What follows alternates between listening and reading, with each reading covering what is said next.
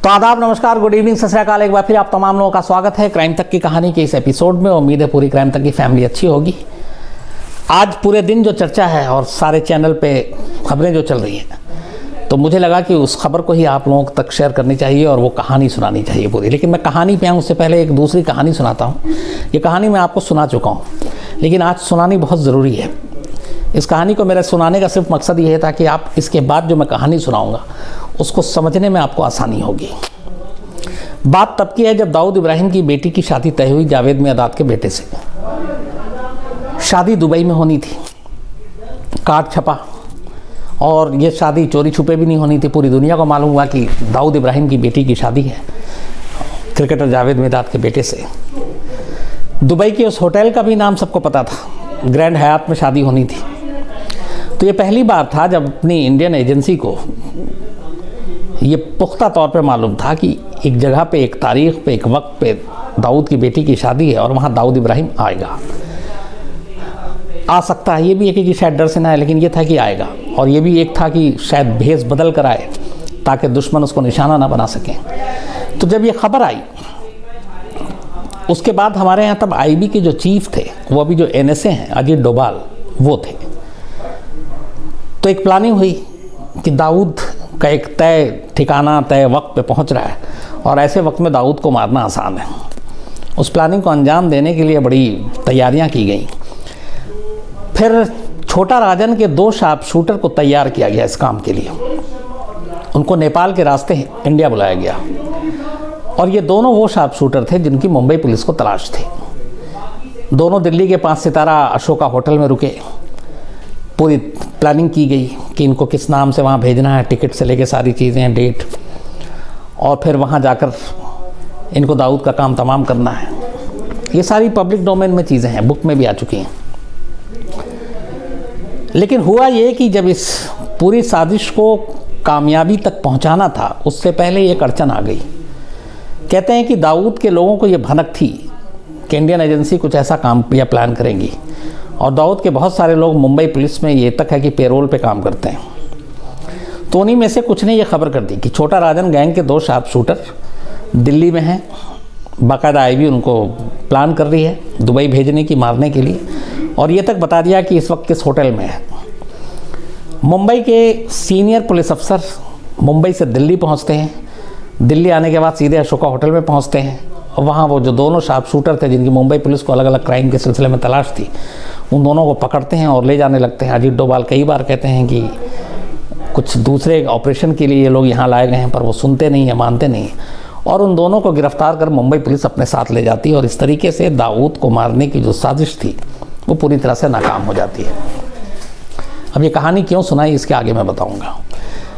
इस कहानी में अब यहाँ पे एक चीज़ आई कि अगर एक आईबी का चीफ 2 शार्प शूटर को और इतने बड़े हिंदुस्तान के मोस्ट वांटेड दाऊद इब्राहिम को मारने के लिए प्लान कर रहा है, तो फिर मुंबई पुलिस बीच में क्यों टपक पड़ी? क्या मुंबई पुलिस को रोका नहीं जा सकता था? बिल्कुल हो सकता था, लेकिन अगर हमारी सारी एजेंसियों में आपसी तालमेल होता तो। आईबी ने इस ऑपरेशन को पूरी तरह से गोपनीय रखा था, पर मुंबई पुलिस को खबर लग गई। मुंबई पुलिस की फिर नीयत पर सवाल उठे कि क्या दाऊद ने टिप ऑफ दिया था, और इस ऑपरेशन को नाकाम करने के लिए ही मुंबई पुलिस आकर गिरफ्तार करके ले गई। उन अफसरों के ऊपर भी शक और सवाल उठे, लेकिन कुल मिला के अंजाम ये रहा कि ऑपरेशन नाकाम रहा। ये कहानी इसलिए सुनाई कि एग्जाम्पल देने के लिए कि अलग अलग एक ही देश में कई एजेंसियां काम करती हैं। उन एजेंसियों में कई बार तालमेल जब नहीं होता तो ऐसी चीज़ें हो जाती हैं। अब सवाल ये है कि इस कहानी का जो आज की मैं कहानी सुनाने जा रहा हूँ उससे क्या रिश्ता है। तो पहले वो कहानी, बाकी आप लोग समझदार हैं तो उसको समझने की कोशिश कीजिएगा। कुछ दिन पहले जम्मू कश्मीर में कुलगाम इलाके में जम्मू कश्मीर पुलिस का एक डीएसपी जिसका नाम है देवेंद्र सिंह, सॉरी, अभी एक वीरेंद्र साहब से मिल के आया इसलिए। तो देवेंद्र सिंह अपनी i10 कार में जा रहा था। जम्मू कश्मीर पुलिस को ही एक टिप ऑफ मिलता है कुछ लोगों से कि एक i10 कार है, उसका नंबर ये है, और इस कार में हिजबुल मुजाहिदीन के 2 टेररिस्ट। इस खबर के बाद जम्मू कश्मीर पुलिस नाकेबंदी लगाती है और सीनियर अफसर खुद उस नाकेबंदी पे पहुंचते हैं। तय वक्त पे i10 गाड़ी वहाँ से गुजरती है, पुलिस गाड़ी को रोकती है गाड़ी खुद देवेंद्र सिंह चला रहा था, जो डीएसपी है, और ऐसा वैसा डीएसपी नहीं है, बल्कि एक उसका ऑरा है वहाँ पे, लोग जानते हैं। अभी लास्ट ईयर ही उसको उसकी बहादुरी के लिए राष्ट्रपति का मेडल मिला, पदक, वीरता के लिए। एक बार आतंकवादियों की गोली भी खा चुका, आउट ऑफ टर्म प्रमोशन भी मिला। अब ऐसा एक अफसर, एक ऐसा डीएसपी, उसकी गाड़ी को रोका जाता है, पूछताछ होती है। पीछे जो 2 शख्स बैठे हुए थे, पता चला कि वो दोनों हिजबुल मुजाहिदीन के टेररिस्ट और वांटेड है, और उनके ऊपर इनाम है। जम्मू कश्मीर पुलिस ने भी इनाम रखा हुआ है, और दोनों के इनाम मिला के करीब 20 लाख रुपए हैं। उनमें से एक टेररिस्ट ऐसा है जिसने हाल में सेब के बागान में काम करने वाले जो नॉन कश्मीरी हैं, ज़्यादातर बेचारे यूपी बिहार के, ऐसे 18 लोगों का कत्ल किया है, कई ट्रक ड्राइवर को मारा है। वो टेररिस्ट जिसको जम्मू कश्मीर पुलिस ढूंढ रही थी, वो एक डीएसपी की कार में बैठा हुआ है, दोनों। इसके बाद इन तीनों को हिरासत में ले लिया जाता है, पूछताछ होती है, तो पता चलता है कि डीएसपी वीरेंद्र सिंह ने संडे को ही छुट्टी ले ली थी, और 4 दिन की छुट्टी ली थी, संडे टू थर्सडे। आज ट्यूसडे है, उसको परसों तक की छुट्टी ली थी उसने, मंडे, ट्यूसडे, वेडनेसडे, थर्सडे की, और संडे एप्लीकेशन दिया था। इसके बाद जब पूछताछ होती तो पता चला कि वो जो 2 टेररिस्ट थे, उनको लेके वो अपनी गाड़ी में वहाँ से पहले चंडीगढ़ जा रहा था, जम्मू से चंडीगढ़, और फिर चंडीगढ़ से उन लोगों को दिल्ली आना था, लेकिन उससे पहले ये गिरफ्तार हो गए। अब इसके बाद जांच होती है, खलबली मच जाती है कि एक डीएसपी की गाड़ी में 2 टेररिस्ट, हालांकि आमतौर पे आतंकवादी या चोर उचक्के क्रिमिनल पुलिस की ही गाड़ी में पाए जाते हैं, क्योंकि पुलिस ही उन्हें पकड़ती है, लेकिन यहाँ खेल दूसरा था। एक पुलिस अफसर जो छुट्टी पे है, उसकी गाड़ी में 2 टेररिस्ट, और कुछ पता नहीं ऑफिशियल कि क्या है, वो दोनों उसके पास कैसे आए, ना कोई इंट्रोगेशन, ना पूछताछ, कोई भी चीज़ नहीं है। तो ये सारी चीज़ें धीरे धीरे सामने आई, तो फिर ये हुआ कि ये डीएसपी आतंकवादियों के साथ साठगांठ है, मिला हुआ है। फिर पुलिस ने घर पे इधर उधर छापे मारे, घर से हैंड ग्रेनेड मिले डीएसपी के, AK शायद 53 या 47 राइफल मिले, 3 हथियार मिले। जम्मू कश्मीर पुलिस के आला अफसरों ने प्रेस कॉन्फ्रेंस की, कहा उन 2 टेररिस्ट की तरह ही इसके साथ भी टेररिस्ट के ही सलूक किया जाएगा और उसी तरीके से पूछताछ होगी। ये सारी चीज़ें एक तरफ थी, लेकिन अब दूसरी तरफ कई सवाल उठने हुए, और उसके बाद जब ये गिरफ्तारी की बात आई तो धीरे धीरे फिर इतिहास में पहुंचना शुरू हुआ, और तब पता चला कि देवेंद्र सिंह के ऊपर पहले भी 96, 98 में, 2000 के आसपास ड्रग्स की तस्करी का इल्ज़ाम लग चुका है, कश्मीरी लोगों के ऊपर जुल्म ढाने का इल्ज़ाम लगा, वसूली का इल्ज़ाम लगा, आतंकवादियों के साथ रिश्ते के इल्ज़ाम लगे, और 1-2 बार सज़ा के तौर पे उसके स्पेशल जो वहाँ पे ऑपरेशन ग्रुप था उससे हटाकर ट्रैफिक पुलिस में कंट्रोल रूम में भेज दिया गया, लेकिन फिर वो वापस आया। तो उसके ऊपर कई इल्ज़ाम लगे, लेकिन जो सबसे सीरियस इल्ज़ाम था वो था 2004 का, और वो जुड़ा हुआ था सीधी पार्लियामेंट अटैक से, संसद पर हुए हमले से, जो 2001 में हुआ था, 13 दिसंबर 2001। ये जब गिरफ्तारी हुई तो अब वो पुराने पन्ने खुले। उसके बाद अफजल गुरु का एक स्टेटमेंट सामने आया, जो कोर्ट में भी है, और जो एक लेटर उसने अपने वकील को लिखा था। जब लोअर कोर्ट ने अफजल गुरु को सजाए मौत दी पार्लियामेंट अटैक के लिए, उसका हाई कोर्ट ने भी इस फैसले को बरकरार रखा। हाई कोर्ट के बाद अब उस फैसले को अफजल गुरु ने सुप्रीम कोर्ट में चैलेंज किया, और सुप्रीम कोर्ट में चैलेंज करने के लिए जिस वकील को चुना, जिस वकील ने जो केस लड़ने के लिए तैयार हुए, वो थे सीनियर एडवोकेट सुप्रीम कोर्ट के सुशील कुमार। अब इस दुनिया में नहीं है वो। तो सुशील कुमार जब वकील बने और सुप्रीम कोर्ट में ये केस को चुनौती देने के लिए, हाई कोर्ट और लोअर कोर्ट के फैसले को, तब अफजल गुरु ने एक लेटर लिखा था। वो लेटर ये है, ये उसकी कॉपी है, लेकिन ये वही लेटर है जो सुशील कुमार को लिखा था अफजल गुरु ने। 2004 में ये लेटर लिखा था, और इस लेटर में जो कुछ लिखा अफजल गुरु ने, मैं आपको वैसे ही बताता हूँ कि वो क्या है। अफजल गुरु ने ये लिखा इस लेटर में कि मैं JKLF का एक टेररिस्ट था, उसने माना, जम्मू कश्मीर लिबरेशन जो, लेकिन फिर बाद में कुछ ऐसे हालात हुए कि टेररिस्ट बना, बट बाद में फिर उस दौरान में मैं गिरफ्तार भी हुआ, और जिस पुलिस वाले ने गिरफ्तार किया था अफजल गुरु को, वो कोई और नहीं था, यही देवेंद्र सिंह था। तब वो उस वक्त इंस्पेक्टर हुआ करता था, DSP बाद में बना। फिर बाद में इसने सरेंडर कर दिया और एक सरेंडर मिलिटेंट हो गया। जो जम्मू कश्मीर में कई पॉलिसी ऐसी कि अगर कोई सरेंडर कर देता है, मिलिटेंसी छोड़ देता है, उसके लिए बहुत सारी चीज़ें होती। तो उसने कहा मैंने भी छोड़ दिया और उसके बाद मैं एक आम शराफत की ज़िंदगी जीने की कोशिश करने लगा। इस दौरान वो दिल्ली भी आया। जम्मू कश्मीर में भी उसने फिर मेडिकल इक्विपमेंट्स और मेडिसिन्स इनके बिजनेस करने शुरू किए। दिल्ली में आके पढ़ाई की थी, दिल्ली में फिर ट्यूशन भी पढ़ाता था, फिर वापस कश्मीर गया, वहाँ पे भी ट्यूशन पढ़ाने लगा। लेकिन इसी दौरान अफजल गुरु ने कहा कि मुझे एक दो बार, चूँकि पूर्व टेररिस्ट था मैं, तो पुलिस तंग भी करती थी और एसपीओ और बाकी लोग ये कहते थे मुखबिर बन जाओ या बाकी चीज़ें। लेकिन कश्मीर में मुखबिरों को जिस तरीके से टेररिस्ट मार रहे थे तो मैं डर गया, तो मैं मुखबिर नहीं बना। लेकिन कई बार इन लोगों को फिर पैसे भी दिए, रिश्वत भी दिया। उसमें देवेंद्र सिंह भी हैं, नाम लिया कि एक बार 1 लाख रुपए लिए, उसके लिए स्कूटर भी बेच दिया। आगे चलकर जो सबसे सीरियस चीज़ अफजल गुरु ने अपने इस लेटर में लिखा और बताया वो ये कि एक दिन अचानक देवेंद्र सिंह अफजल गुरु को अपने एक जानकार के ज़रिए बुलाता है और कहता है, ये बात है 2000 की, नवंबर 2000 की, 2001 की।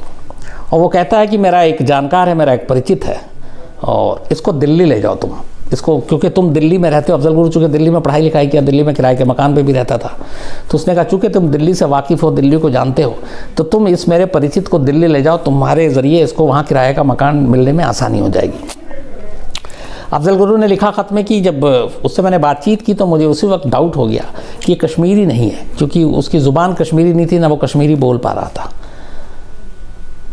तो बोला शक था, लेकिन ये था कि अब देवेंद्र सिंह ने कहा है और वो डीएसपी था और पहले से उसने उसको टॉर्चर भी किया हुआ, रिश्वत पैसे भी लिए हैं। तो बोला कि अगर मैं मना करता तो फिर मुझे किसी केस में फंसा सकता था। तो मैं मजबूरन देवेंद्र सिंह की बात मान के मैंने उस शख्स को अपने साथ में दिल्ली ले आया। दिल्ली आने के दौरान मुझे पता चला कि उस आदमी का नाम मोहम्मद है। दिल्ली आने के बाद उस मोहम्मद ने उससे कहा एक दिन कि मुझे गाड़ी ख़रीदनी है सेकेंड हैंड। तो अफजल गुरु ने कहा कि ठीक है चलो, मैं उसको ले गया करोल बाग से एक एम्बेसडर कार सेकेंड हैंड ख़रीदी। इसके बाद कई और लोगों से मिला, उसके 3-4 और दोस्त थे, उनसे मुलाकात कराई।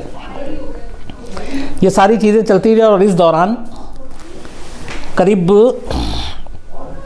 28 नवंबर से लेकर 13 दिसंबर, जिस दिन संसद पे अटैक हुआ, उससे पहले देवेंद्र सिंह लगातार कश्मीर से फ़ोन करते थे और वो फ़ोन अफजल गुरु को भी किया करता था और मोहम्मद को भी, लेकिन अलग अलग नंबरों से। ये सारे नंबर अफजल गुरु के हिसाब से उसने कोर्ट में कहा कि मैंने जांच एजेंसी है जो दिल्ली पुलिस के स्पेशल सेल मामले की जांच करी थी उनको दिया। बोला उसके बाद फिर एक दिन अचानक मोहम्मद ने कहा कि तुम अब चाहो, क्योंकि देवेंद्र सिंह ने कहा था इसका ध्यान रखना, तो यहाँ मैं ठीक हूँ, तुम चाहो तो वापस कश्मीर जा सकते हो। तो अफजल गुरु ने कहा कि जिस रेंट के मकान में रहता था उसने उसकी ताला लगा कर चाबी मकान मालिक को दिया और बोला कि मैं जा रहा हूँ और 14 दिसंबर को मैं लौट कर आऊँगा। ईद का महीना था, ईद होने वाला था, रमज़ान था, तो उसने बोला मैं ईद के बाद आऊँगा और वो वापस कश्मीर पहुँच गया। ये उसने पूरी चीज़ बताई, ये लेटर लिखा है उसमें भी और कोर्ट में भी है। इसके बाद अचानक 13 दिसंबर को पार्लियामेंट अटैक होता है। पार्लियामेंट अटैक के अंदर 5 टेररिस्ट मारे जाते हैं, हमजा, राजा, राना, अता और एक था मोहम्मद। ये वही मोहम्मद था जिसको अफजल गुरु के हिसाब से देवेंद्र सिंह ने उसके साथ दिल्ली भेजा था कि इसको दिल्ली में तुम जानते हो, इसको दिल्ली ले जाओ, इसकी मदद करो, इसको किराए का मकान ढूंढो। तो जो 5 टेररिस्ट, ये पांचों जैश ए मोहम्मद से जुड़े हुए थे, जो आतंकवादी संगठन पाकिस्तान में है उसके थे, और ये पांचों मारे गए थे संसद भवन के अंदर सुरक्षा बलों के साथ मुठभेड़ में। उनमें से एक मोहम्मद को अफजल गुरु खुद श्रीनगर लेकर आया। अपने पूरे ट्रायल के दौरान लोअर कोर्ट से सुप्रीम कोर्ट तक अफजल गुरु ने कभी इस बात से इनकार नहीं किया कि वो मोहम्मद को नहीं जानता है। उसने बताया कि वो लगातार मोहम्मद के संपर्क में था, कश्मीर से लेकर आया था, दिल्ली लेकर आया था, बट उसने साथ में ये कहा था कि इस मोहम्मद को मेरे साथ जो भेजा था वो देवेंद्र सिंह ने भेजा था। लेकिन एक जो खुद इसमें दोषी है और वो बता रहा है, उसके इस बयान को कभी भी स्पेशल सेल या जांच एजेंसी जो थी उसने गंभीरता और सीरियसली नहीं लिया और कभी भी देवेंद्र सिंह से पूछताछ नहीं हुई, जबकि एक बहुत ही सीरियस मैटर था। जम्मू कश्मीर पुलिस के एक्स डीजीपी कुलदीप जो हैं, उन्होंने अपना अब स्टेटमेंट दिया है, एक्स हैं, वो चूँकि रिटायर हो गए, कि उस वक्त जब अफजल गुरु ने यह बयान दिया था उस वक्त देवेंद्र सिंह से पूछताछ होनी चाहिए थी, और अब भी अब उसका इस पार्लियामेंट अटैक में क्या रोल है इसकी जांच होनी चाहिए, वो अब कह रहे हैं। तो ये अफजल गुरु ने कभी इस बात से इनकार नहीं किया कि वो पार्लियामेंट अटैक के जो 5 हैं, जिसमें से एक मेन सरगना मोहम्मद है जिसने पार्लियामेंट अटैक के लिए वो एम्बेसडर कार भी खरीदी, कि मेरा उससे कोई रिश्ता नहीं है, उसने माना हमेशा, और इसीलिए 2013 में अफजल गुरु को फांसी भी हुई।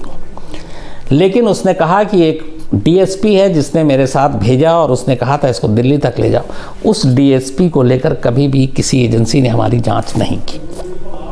और वही देवेंद्र सिंह अब इतने साल बाद 2004 में लेटर लिखा था, ये 20 या करीब 16 साल के बाद अभी संडे को 2 हिजबुल मुजाहिदीन के टेररिस्ट के साथ जम्मू कश्मीर में पकड़ा जाता है अपनी गाड़ी में, और वो निकल रहा था चंडीगढ़, जम्मू और दिल्ली आने के लिए। अब मैंने जो पहली आपको कहानी सुनाई थी उसको यहाँ से अब रिलेट करते हैं। दुनिया में जितनी भी एजेंसियाँ होती हैं या इवन पुलिस होती है, 2 अगर गैंग में लड़ाई चल रही है तो एक गैंग से कई बार पुलिस क्रिमिनल से दोस्ती करती है ताकि दूसरे गैंग का सफाया कर सकें। कई बार एक दुश्मन को निपटाने के लिए दूसरे दुश्मन से दोस्ती किया जाता है। अब जैसे इसी में दाऊद इब्राहिम को मारने के लिए छोटा राजन गैंग के शूटर का आईबी इस्तेमाल कर रही थी। हर देश की खुफिया एजेंसी और बाकी इस तरह की जो होती हैं वो ये सब चीज़ें बहुत कॉमन है करती हैं। मैं इसलिए ये कह रहा हूँ कि अब यहाँ पे 2 सवाल खड़े होते हैं। पहला, क्या देवेंद्र सिंह जम्मू कश्मीर पुलिस का डीएसपी एक गद्दार है, पैसों के लिए टेररिस्ट ऑर्गेनाइजेशन से बिका हुआ है और इस पैसे के लिए वो इन आतंकवादियों को इधर से उधर अपनी सुरक्षा में भेजता पहुँचाता है? अगर ये है तो फिर ये सिंपल एंड शॉर्ट केस है। लेकिन दूसरा सवाल बड़ा गंभीर है, वो ये है कि क्या देवेंद्र सिंह अकेला है या फिर वो किसी एजेंसी के कहने पे ये सब कुछ कर रहा था? अगर ऐसा है तो फिर पार्लियामेंट अटैक में उसके रोल को लेकर भी बहुत ही सीरियस सवाल खड़ा होता है। अब यहाँ पे 2 चीज़ें कि इन 2 जो हिजबुल के टेररिस्ट को लेकर आ रहा था उस पर जम्मू कश्मीर पुलिस ने जो बयान दिया उनका ये है कि इनका आतंकी हमले का कुछ प्लान था। तो क्या देवेंद्र सिंह ये अपनी मर्जी से कर रहा था उन आतंकी, या तो हिजबुल मुजाहिदीन से उसने पैसे लिए, इन लोगों से पैसे लिए और बिक गया और उसने कहा कि जाओ तुम हमले करो, या फिर किसी एजेंसी के ज़रिए ये काम हो रहा था? और अगर था तो फिर वो कौन लोग हैं, देवेंद्र सिंह के ऊपर कौन लोग हैं? अगर पहला है कि ये सिर्फ करप्ट है, गद्दार है, पैसे लेके ये आतंकवादियों की मदद, ऐसे बहुत सारे पुलिस वाले और इवन सेना में भी कुछ लोग पकड़े गए हैं जिन्होंने अपनी वर्दी बेच दी देश के साथ गद्दारी की पैसों के लिए। तो अगर ये गद्दारी तक मामला है, सिर्फ लालच तक है, तब तो ठीक है, उसको उसके किए की सज़ा मिल जाएगी। लेकिन ये गद्दारी से ऊपर कहीं ऐसा तो नहीं है कि किसी ऑपरेशन का हिस्सा था और जम्मू कश्मीर पुलिस को पता ही नहीं, और जब तक पता चलता तब तक सब कुछ खुल गया। आनंद फानंद में प्रेस कॉन्फ्रेंस भी हो गई, उसकी गिरफ्तारी, उसके साथ जो पकड़ा गया वो भी, फिर ये भी पता चला कई बार टेररिस्ट को अपने घर में वो पनाह भी देता था देवेंद्र सिंह। तो अब मेरे जो आपको मैंने जो कहानी शुरू में सुनाई थी उसको इसीलिए सुनाई थी कि उस कहानी को इससे आप रिलेट करें तो बहुत कुछ समझने को मौका मिलेगा, समझाने की ज़रूरत नहीं पड़ेगी। बट सवाल यहाँ पे दोनों हैं। एक यही है कि क्या ये सिंपल सा एक बिके हुए पुलिस वाले की कहानी है, या फिर उस पुलिस वाले के पीछे और भी लोग हैं, एजेंसियाँ हैं? क्योंकि इसमें दूसरा जो सवाल शक जो उठ रहा है वो एक ये भी है कि पुलवामा में जब अटैक हुआ तो अभी सारे विपक्ष के सारे लोगों के बयान भी आ रहे हैं। पुलवामा में सबसे बड़ी नाकामी हम लोगों की जो इंटेलिजेंस है जो उसको लेकर उठा था कि 200 किलो तक RDX, Jammu Kashmir sensitive area है, ख़ासतौर पर पूरी घाटी, वहाँ पे अपनी आर्मी और इंटेलिजेंस सब बहुत मेहनत करती है और वहाँ पे सबसे ज़्यादा ताकत पैसे झोंके जाते हैं। लेकिन किसी को पता ही नहीं कि 200 किलो RDX कब जमा हो गया और उसका इतना बड़ा CRPF के काफिले पे हमला हो जाता है। ये ऐसी है, या फिर ये है कि इसमें देवेंद्र जैसे लोग शामिल हैं और उन्होंने आतंकवादियों की मदद की अपने लेवल पे, उन्होंने इस पुलवामा अटैक के लिए पैसे लेकर उनका साथ दिया। लेकिन फिर यहाँ दूसरा सवाल उठता है कि वो साथ दिया तो अपने लेवल पे सिर्फ गद्दारी की, या इसके पीछे फिर उसके पीछे भी और कुछ लोग हैं? तो अब ये सारी चीज़ें जांच की बात है। अब जांच में क्या सच सामने आता है, कितना सच सामने आता है, ये आने वाला वक्त बताएगा। लेकिन ये इसकी गिरफ्तारी जो है एक बहुत बड़ा जो है, मतलब एक गंभीर सोचने की चीज़ है कि ऐसा कैसे मुमकिन है। तो संसद ख़ासतौर पर भवन हमले को लेकर अगर पूरे रोल को जांच किया जाए तो उस वक्त अफजल गुरु ने जो लिखा था, और अफजल गुरु को उसके किए की सज़ा मिल गई, लेकिन अफजल गुरु ने जिसके लिए लिखा कि जो मेन टेररिस्ट था मोहम्मद, उसको मैं दिल्ली, वो कह रहा है कि मैं लेकर आया ये सब कुछ। अफजल गुरु ने बाद में इंटरव्यू में माना कि मुझे पता चल गया था कि ये 5 टेररिस्ट हैं, ये कुछ गड़बड़ करने आए हैं। तो ये भी नहीं है कि वो ये कहेगा कि मैं बेदाग बेसाफ़ हूँ, वो भी उतना ही उसमें शामिल है। लेकिन साथ में ये भी कह रहा है, जब यहाँ पे एक दूसरा एग्जाम्पल भी है कि उसी अफजल गुरु का जब मैंने इंटरव्यू किया था तो मैंने एक प्रोफेसर एसआर गिलानी के रोल के बारे में पूछा था कि पार्लियामेंट अटैक में उसका क्या रोल रहा। तब अफजल गुरु ने ये कहा था कि कोई रोल नहीं है, बल्कि हमने इससे झूठ बोला था कि ये 5 लोग जो आए हैं ये दुबई में नौकरी करने के लिए आए हैं और चले जाएंगे। मैंने कोई सच नहीं बताया, ये कैमरे पे कहा था। तो उसी तरीके से वो मोहम्मद के बारे में भी झूठ बोल सकता था, लेकिन उसने ऐसा नहीं किया। उसने कहा कि मैं आया, मैं इनको लेकर आया, मैं जान गया कि ये गलत लोग हैं, लेकिन साथ में मोहम्मद को मैं यहाँ तक लाने इसलिए लाया क्योंकि मुझे डीएसपी देवेंद्र सिंह ने कहा था ऐसा। तो ये अपने आप में स्टेटमेंट बड़ा है और ये रिकॉर्ड पे है सब कुछ। अब सिर्फ देखना ये है कि इस जांच में कितना सच सामने आता है और क्या वाकई पूरा सच सामने आएगा भी कि नहीं, ये आने वाला वक्त बताएगा। तो ये बड़ा ही सीरियस और एक सेंसिटिव इशू था, सीरियस मैटर भी है। तो इसमें इतना ही। दीपक से अब इससे जुड़े हुए जो सवाल हैं आप बताएंगे। सर, तुषार चौधरी कह रहे हैं क्या सिर्फ एक आदमी का ही मामला है, इसमें कई बड़े अधिकारी भी हो सकते हैं जो भी। तुषार जी, मैं यही कह रहा हूँ कि इसमें सिर्फ अगर ये है कि ये अकेला अपने बलबूते पे एक करप्ट अफसर है, गद्दार अफसर है, पैसे ले लेके ये आतंकवादियों से, क्योंकि मैंने कहा कि ऐसे कई मिसाल हैं, तो ठीक है, उसी तक की मामला ख़त्म है। लेकिन सीरियस तब होगा जब ये अगर पता चले कि ऐसा नहीं है, बल्कि इसके पीछे और भी लोग हैं, बड़े लोग हैं, और तो फिर मामला गंभीर हो जाएगा। सर, रंजन झा जी कह रहे हैं कि देवेंद्र सिंह कंपेयर टू अफजल गुरु से बहुत ज़्यादा बड़े क्राइम किए हैं, तो क्या इसे भी सज़ा, फांसी की सज़ा मिलनी चाहिए? कौन है? रंजन झा। देखिए, रंजन झा जी अभी कहना ये बड़े अजीब इसलिए होगा क्योंकि अभी तक ये एक पूरा पहलू सामने आया। आगे क्या सच्चाई सामने आती है, जब तक वो ना आए तब तक क्या सज़ा होनी चाहिए, कहना जल्दबाजी होगी। बल्कि मैंने जैसे कहा कि शुरू में मैंने आपको इशारों में एक एग्जांपल दिया कि कई बार हमारी अपनी एजेंसियां कुछ ऑपरेशन करती हैं, लेकिन दूसरी एजेंसियों को नहीं पता होता, तो गलतफहमी में फिर सारी चीज़ें खुल जाती हैं।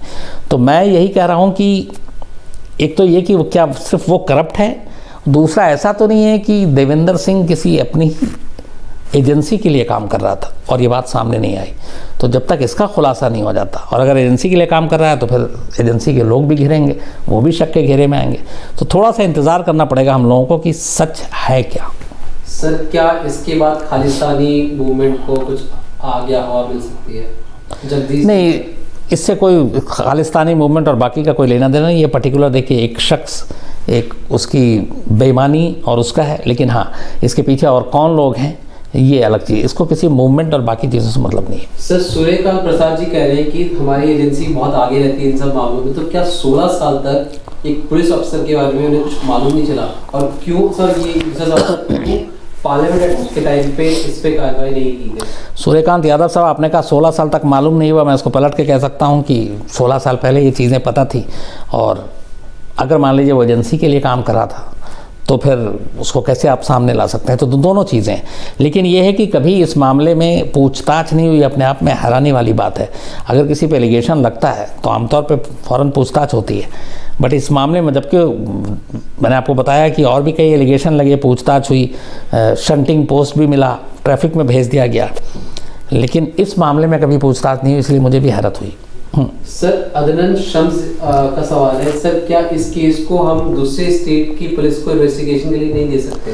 अदनान शम्स साहब, इसको अब हमारे यहाँ एक बन गया कि जो टेररिज्म से रिलेटेड केसेस हैं वो NIA एक है, वो इसको इन्वेस्टिगेट करती है, और जो जहाँ तक मेरी खबर है इसको जम्मू कश्मीर पुलिस से लेकर अब इस मामले की जांच NIA को सौंप दी गई है।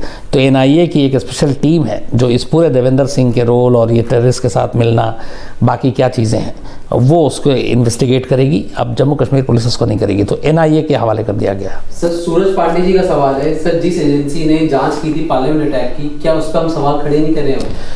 पार्लियामेंट अटैक की जांच दिल्ली पुलिस की स्पेशल सेल ने किया था, और उस वक्त उस सेल को जो लीड कर रहे थे वो ACP राजवीर सिंह कर रहे थे, जिनकी मौत हो चुकी, जिनकी कहानी भी मैंने आपको सुनाई। एक प्रॉपर्टी डीलर ने गोली मारी थी, जो दोस्त थे, प्रॉपर्टी और पैसे का लेन देन था। तो स्पेशल सेल ने की थी। स्पेशल सेल की इस जांच के ऊपर उंगली उठी थी कि अगर अफजल गुरु ने ये बताया था कि देवेंद्र सिंह अलग अलग नंबरों से बात कर रहा और उसने वो नंबर दिए, तो उन नंबरों को वेरीफाई क्यों नहीं किया गया? कहीं ना कहीं से लिंक मिल सकता था, और देवेंद्र सिंह से क्यों नहीं पूछताछ की गई? तो ये सारे चीज़ें तो हैं।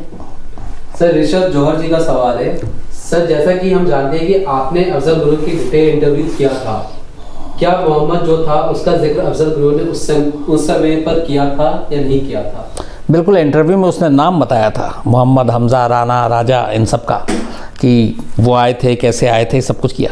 लेकिन ये देवेंद्र सिंह वाली लाइन उस वक्त तक मुझे भी नहीं मालूम था, क्योंकि देवेंद्र सिंह की लाइन बाद में आई, तो मुझे जानकारी नहीं। अगर मुझे उस वक्त ये कहीं स्टोरी होती या पता चलता, क्योंकि जस्ट पार्लियामेंट अटैक के बाद की बात है, उस वक्त ना चार्जशीट बनी थी ना बाकी चीज़ें हुई थी, तो मुझे भी जानकारी नहीं थी कि देवेंद्र सिंह नाम का कोई पुलिस अफसर है और ऐसे ऐसे कहानी है, तो मैं ज़रूर पूछता। लेकिन हाँ, मोहम्मद के बारे में बाकायदा उसने जिक्र किया था कि वो लेकर आया था और उसने यहाँ पे उनको सारी चीज़ें दी, दिल्ली में घुमाया, उसने वो सारी चीज़ें बताई एक्सेप्ट देवेंद्र सिंह के, जो उसने लेटर में लिखा है। सर अमित कुमार सिंह जी का कहना है, सर क्या देवेंद्र सिंह आईएसआई की प्लांटेड एजेंट की तरह हो सकते हैं, जैसे हमारे रॉ ने रविंद्र कौशिक को भेजा था? हो सकता है देवेंद्र सिंह अपने आईबी के ही एजेंट हों और आईबी के इशारे पे काम कर रहे हो, क्योंकि मैंने शुरू में इसलिए कहा था कि मैंने इशारों में आपको कहानी बताई, तो कई चीज़ें ये होती हैं, ऐसा नहीं है, ये सारी चीज़ें होती हैं।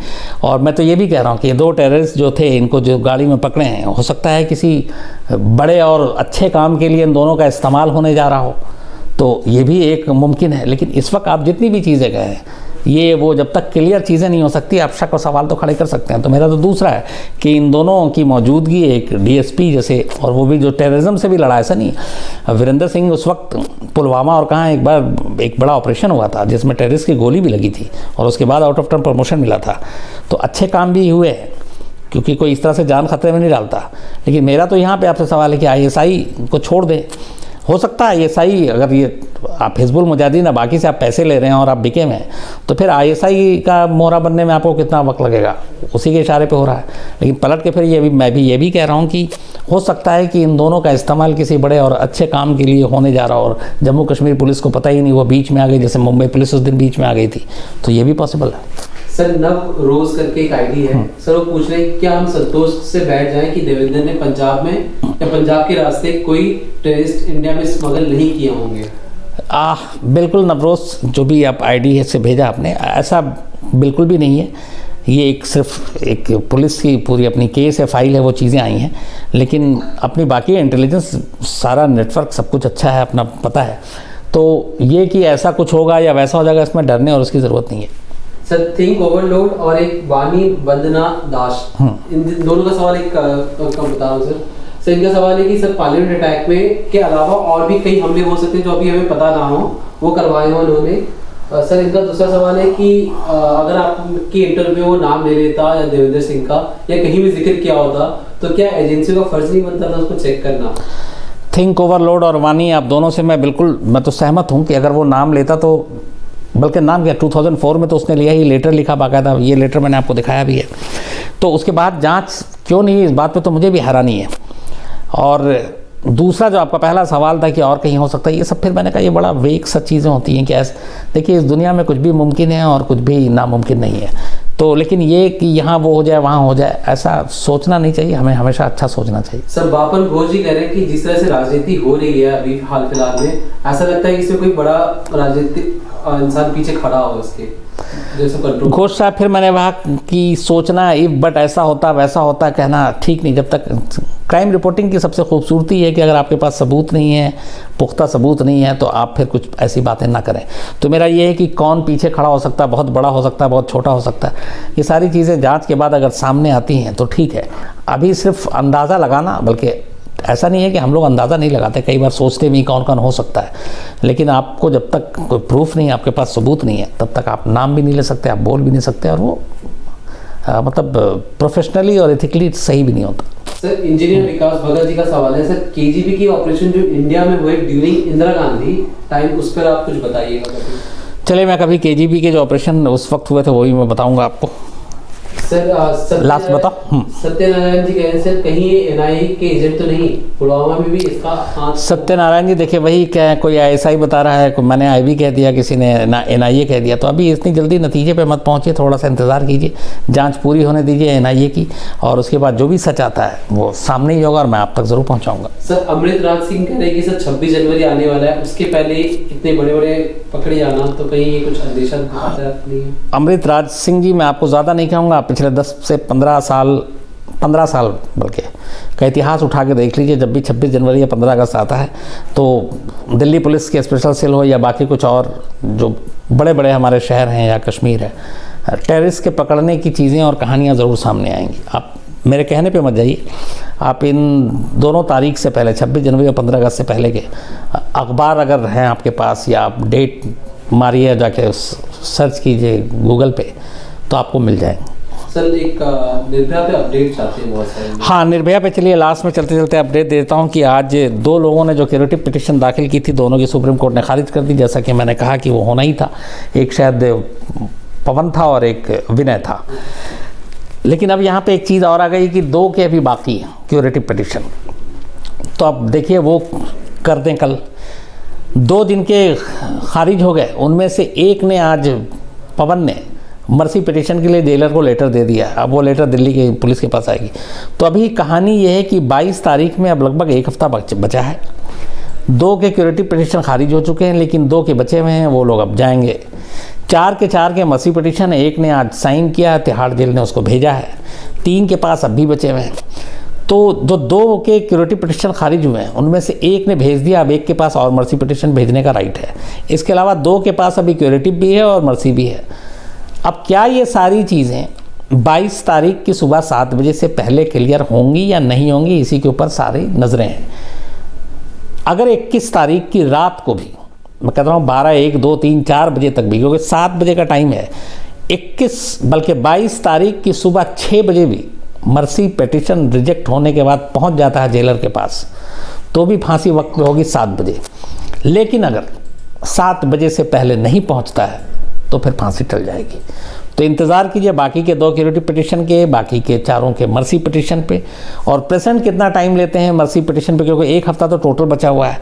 अगर प्रेसिडेंट ऑफ इंडिया इन 4 के मर्सी पिटिशन को खारिज कर देते हैं तो आज़ाद हिंदुस्तान के इतिहास में ये पहली बार होगा कि किसी प्रेसिडेंट ने 3, 4 या 5 दिनों के अंदर अंदर किसी की मौत की दया याचिका को खारिज की है। इतनी जल्दी, इतनी तेज़ी से इससे पहले कभी इतिहास नहीं रहा है। तो इसके लिए भी इंतज़ार कीजिए, बाकी अपडेट मैं आपको देता रहूँगा। कल आपसे फिर मुलाकात होगी रात 9 बजे, तब तक अपना ख्याल रखिए। Thank you very much.